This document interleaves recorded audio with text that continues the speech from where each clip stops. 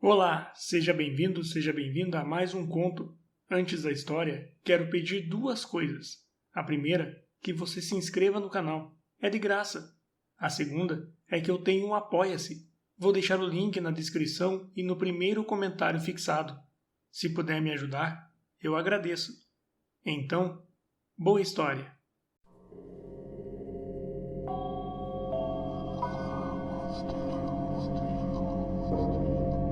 O Segredo da Tumba, de Robert Bloch. Publicado originalmente na Weird Tales, em maio de 1935. O vento uivou estranhamente sobre a tumba à meia-noite. A lua pairava como um morcego dourado sobre os túmulos antigos, brilhando através da névoa pálida com seu olho sinistro e nictalópico. Terrores que não eram da carne podiam espreitar entre sepulcros cobertos de cedro ou rastejar invisíveis entre nessotáfios sombrios, pois este era um terreno profano, mas as tumbas guardam segredos estranhos, e há mistérios mais sombrios que a noite e mais sinistros que a lua. Foi em busca de um segredo assim que segui, sozinho e oculto, para o mausoléu ancestral de minha família, à meia-noite. Minha linhagem vinha de magos e feiticeiros, dos tempos antigos. Por isso seu local de descanso era afastado dos de outros homens. Era um mausoléu coberto por crostas de mofo antigo, num lugar esquecido, rodeado apenas pelas sepulturas daqueles que tinham sido seus servos. Mas nem todos os servos haviam sido sepultados ali, pois ainda há aqueles que não morrem. Avancei através da névoa até onde o sepulcro em ruínas assomava entre as árvores taciturnas. O vento aumentou com violência torrencial enquanto eu trilhava o caminho obscuro até a entrada abobadada, apagando minha lanterna com fúria maléfica. Apenas a lua manteve seu brilho para iluminar o meu caminho, uma luminosidade profana, e assim cheguei ao portal nitroso e coberto de fungos que guardava a tumba de minha família. A lua brilhava sobre uma porta que não era como as outras portas, uma única placa maciça, de ferro, incrustada em paredes monumentais de granito. Em sua superfície externa não havia maçaneta, fechadura ou buraco de fechadura, mas toda ela era coberta de esculturas portentosas, de símbolos malignos e enigmáticos, cujo significado alegórico enchia minha alma com uma aversão mais profunda do que meras palavras podem transmitir. Há coisas que não são boas de se ver, e não me importei em pensar muito na possível gênese de uma mente cujo conhecimento poderia criar tais horrores e torná-los reais. Assim, com pressa cega e trêmula, entoei a obscura ladainha e realizei as reverências necessárias exigidas no ritual que havia aprendido, e ao final o portal ciclópico se abriu. Dentro havia escuridão, profunda, fúnebre, antiga, ainda assim de alguma forma estranhamente viva. Continha um esboço pulsante, uma sugestão de ritmo abafado, mas proposital, e ofuscando tudo, um ar de revelação negra e imponente. O efeito simultâneo sobre minha consciência foi uma daquelas reações erroneamente chamadas de intuição. Senti que as sombras ao meu redor eram conhecedoras dos segredos estranhos ali guardados, e alguns crânios pareciam ter motivos para sorrir. Ainda assim, tinha que entrar no túmulo dos meus antepassados. Naquela noite, o último de toda a nossa linhagem encontraria o primeiro, pois eu era o último. Jeremy Strange foi o primeiro a fugir do Oriente em busca de refúgio na centenária Eldertal, trazendo consigo o saque de muitas tumbas e um segredo para sempre sem nome. Foi ele quem construiu seu sepulcro nos bosques crepusculares, onde brilham as luzes das bruxas, e aqui enterrou seus próprios restos mortais, escondendo-se na morte como o fizera em vida. Mas enterrado com ele havia um segredo, e era isso que eu viera procurar. Não fui o primeiro a procurar por ele, pois meu pai e o pai dele antes de mim o fizeram.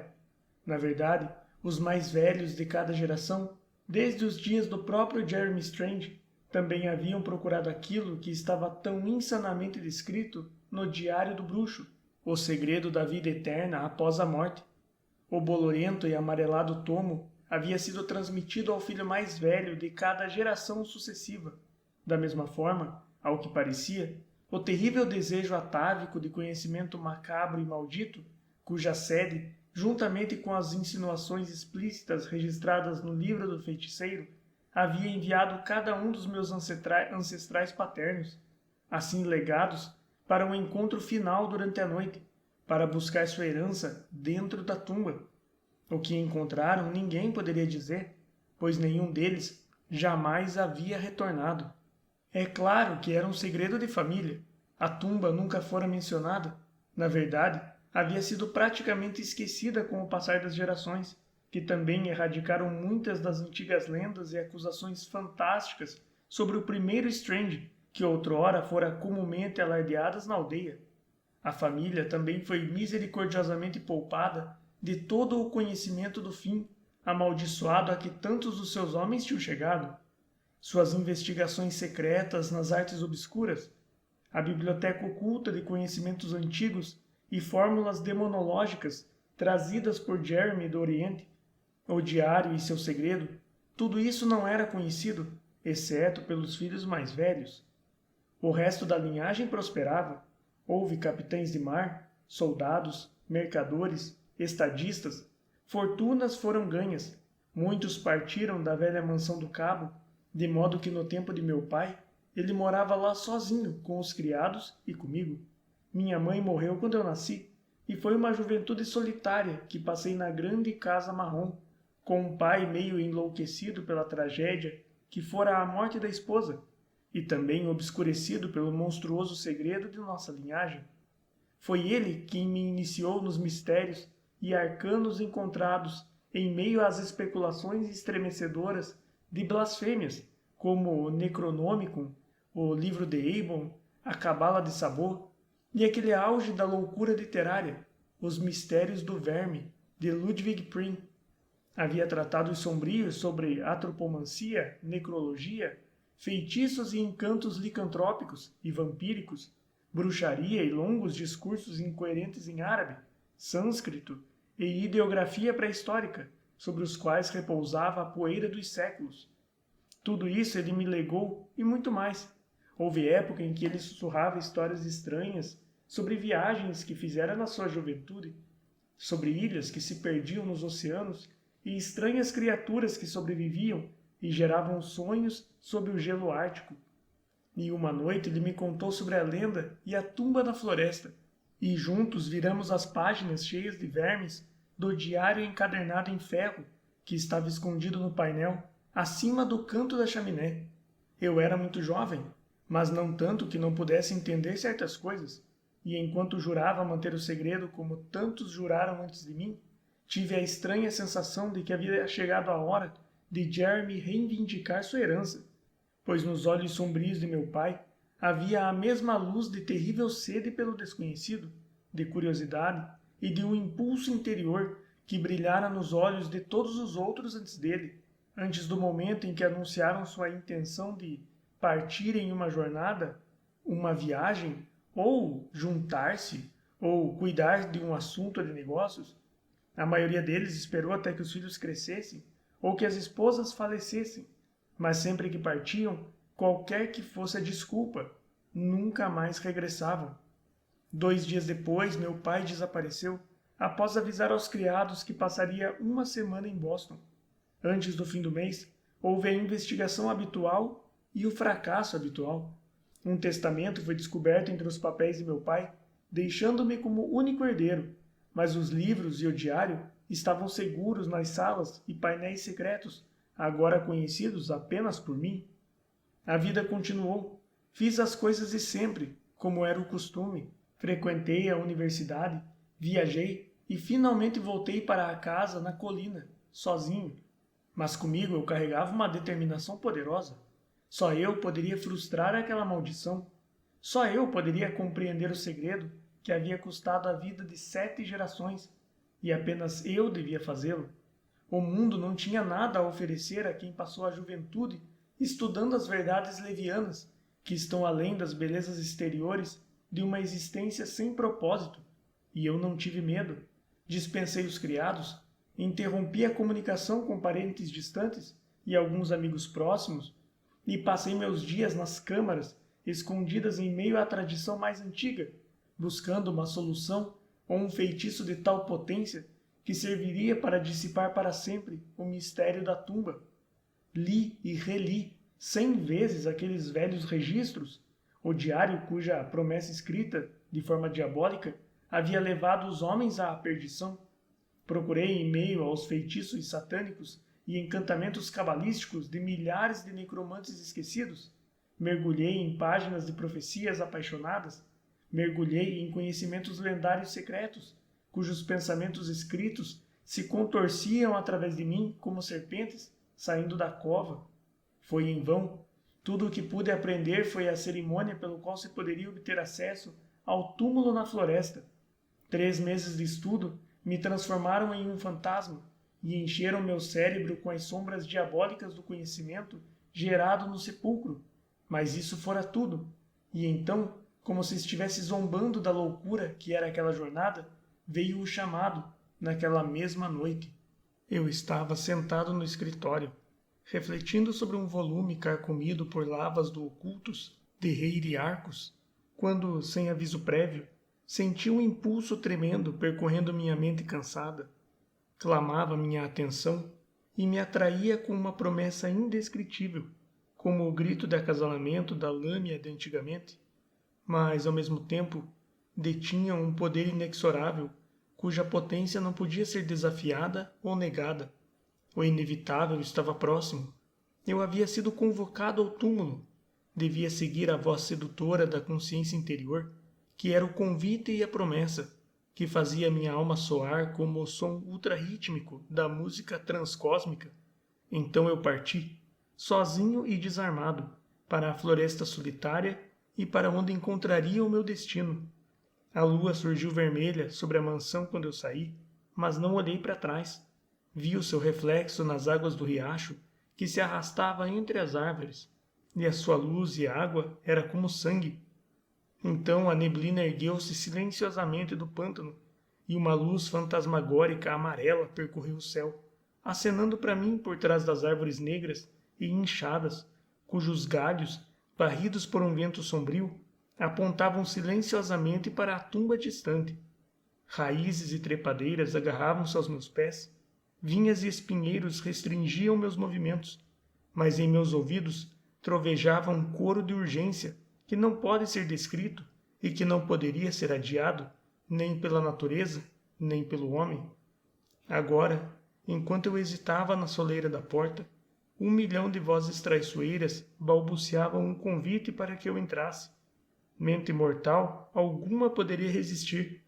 Através do meu cérebro ressoava o horror da minha herança, o desejo insaciável de conhecer o proibido, de misturar-me e tornar-me um com eles. Um hino de música infernal crescia em meus ouvidos, e o chão pareceu desaparecer sob meus pés, apagado da existência por um impulso louco que me envolveu todo o ser. Não me detive por mais tempo na soleira. Avancei, o cheiro da morte enchendo a escuridão, que era como o sol sobre Yugoth. A porta se fechou, e então veio. O quê? Não sei bem, apenas percebi que de repente podia de novo ver, sentir e ouvir, apesar da escuridão, da umidade e do silêncio. Eu estava no túmulo. Suas paredes monumentais e seu teto elevado eram pretos e nus, liquefeitos pela passagem dos séculos. No centro do mausoléu havia uma única placa de mármore preto. Sobre ela repousava um caixão dourado, decorado com símbolos estranhos e coberto pela poeira dos tempos. Eu sabia instintivamente o que ele deveria conter, e saber isso não serviu para me deixar à vontade. Olhei para o chão e desejei não ter feito isso. Sobre a base coberta de destroços aos pés da laje, havia um grupo medonho e desarticulado de restos mortuários, cadáveres descarnados e esqueletos dessecados. Quando pensei em meu pai e nos outros, fiquei tomado por uma consternação doentia. Eles também procuraram e falharam, e agora eu estava ali, sozinho, para descobrir o que os levara àquele fim profano e misterioso. O segredo na tumba. Uma ansiedade louca encheu minha alma. Eu também saberia, precisava saber. Como num sonho, alcei-me em direção ao caixão dourado. Por um momento cambaleei acima dele. Então, com uma força nascida do delírio, arranquei o forro e levantei a tampa dourada. E então soube que não era um sonho, pois os sonhos não podem se aproximar do horror supremo, que era a criatura deitada dentro do caixão. Aquela criatura, com olhos como os de um demônio da meia-noite e um rosto de delírio repugnante, que era como a máscara mortuária da maldade suprema. Ele sorria, e minha alma gritou ao perceber, torturada, que aquela coisa estava viva. Então eu soube tudo, o segredo, mas também a pena paga por aqueles que o procuravam, e eu estava pronto para abraçar a morte, mas os horrores não tinham cessado. Enquanto eu olhava para ele, o demônio falava, numa voz que lembrava o rastejar de um verme satânico.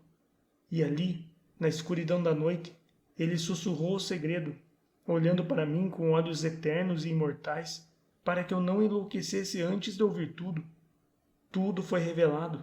As criptas secretas do mais macabro pesadelo, onde habitam as criaturas abismais. O preço pelo qual um homem pode se tornar um com os ghouls, vivendo após a morte como um devorador na escuridão. A cada maldade a sua hora, e da tumba amaldiçoada, evitada por todos, ecoou um chamado às gerações descendentes, para que, quando elas viessem cumprir sua sina, pudessem se servir de um banquete satânico, e através dele, o demônio perpetuaria em sua terrível existência eterna. Eu mal respirava. Seria o próximo a morrer, e no meu coração eu sabia que seria assim. Eu não conseguia desviar os olhos do seu olhar maldito, nem libertar a minha alma da sua escravidão hipnótica. A coisa no esquife gargalhou com uma risada profana. Meu sangue congelou, pois vi 2 braços longos e magros, como os membros apodrecidos de um cadáver, avançando lentamente em direção à minha garganta, apertada pelo medo. O monstro sentou-se, e, mesmo nas garras do meu horror, percebi que havia uma vaga e terrível semelhança entre a criatura no caixão e um certo retrato antigo no salão. Mas esta era uma realidade transfigurada. Jeremy, o homem, havia se tornado Jeremy, o ghoul, e eu sabia que não adiantaria resistir. 2 garras, frias como as chamas do inferno gelado, presas em volta da minha garganta, 2 olhos vazios como vermes em frenesi, tomando meu ser, uma risada nascida da loucura mais alucinante, reverberando em meus ouvidos, como o trovão do apocalipse. Os dedos ossudos rasgaram meus olhos e narinas, mantendo-me indefeso, enquanto presas amarelas ensaiavam mordidas cada vez mais perto da minha garganta. O mundo girou, envolto em uma névoa ardente de morte. De repente, o feitiço foi quebrado. Afastei meus olhos daquele rosto maligno e salivante, e instantaneamente, como um flash de luz cataclísmico, percebi: o poder desta criatura era puramente mental. Só por isso meus infelizes parentes haviam sido atraídos até ali, e só por isso eles haviam sido vencidos. Mais uma vez que alguém estava livre da força dos terríveis olhos do monstro. Meu Deus, eu estava me entregando como vítima de uma múmia desintegrada. Ergui meu braço direito e atingi a horrenda criatura entre os olhos. Houve alguma espécie de imprecação nauseante. Então a carne morta cedeu debaixo do meu punho. Agarrei o Lich, agora sem rosto, em meus braços, e joguei seus fragmentos no chão, coberto de ossos. Transpirando e resmungando em histeria, que repulsa terrível, vi os fragmentos mofados se moverem, ainda que experimentassem uma segunda morte. Uma mão decepada rastejou pela laje, sobre dedos bolorentos e destroçados. Uma perna começou a rolar com a animação de uma vida grotesca e profana. Com um grito, atirei um fósforo aceso sobre aquele cadáver repugnante. Ainda estava gritando quando abri os portais e saí correndo da tumba para o mundo da sanidade, deixando para trás um fogo latente, de cujo coração carbonizado uma terrível voz gemia baixinho, seu réquiem torturado àquele que um dia fora Jeremy Strange. A tumba está arrasada agora, e com ela os túmulos da floresta e todas as câmaras escondidas e manuscritos que servem como um lembrete de memórias cheias de ghouls, que nunca poderão ser esquecidos. pois a terra esconde uma loucura demoníaca e sonha uma realidade hedionda, e coisas monstruosas habitam nas sombras da morte, espreitando e esperando para capturar as almas daqueles que se intrometem em coisas proibidas.